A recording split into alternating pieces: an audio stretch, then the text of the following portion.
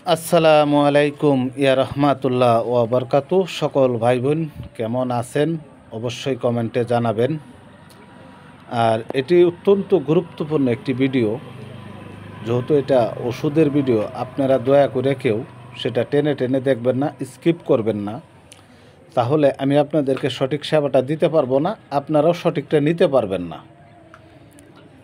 এটা অত্যন্ত গুরুত্বপূর্ণ ওষুধ। এই জন্য বললাম, অনেকেরই আলসার হয়ে গেছে, অনেক ব্যয়বহুল খরচ, চিকিৎসা করানো সম্ভব হয়ে ওঠে না।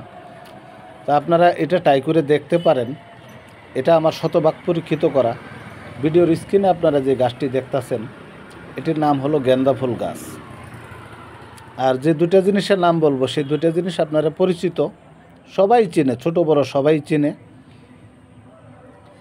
এই গেন্দা ফুল গাছের 20 থেকে 25 গ্রাম পাতা নেবেন, 20 থেকে 25 গ্রাম চিকন দুবলা নেবেন। আপনারা দুবলা অবশ্যই সবাই পরিচিত।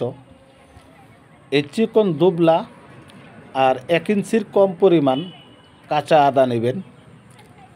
আপনারা কি করবেন, এই তিনোটা আইটেম সুন্দর করে ভালো করে ধুয়ে পরিষ্কার করে, আপনারা যদি কেউ এটা ভালো করে থেতু করে, যাদের ব্লেন্ডার আছে, ব্লেন্ড করে নেবেন একসাথে করে। সাবাটা ফেলে দিয়ে 250 গ্রামের মতো পানি দিবেন।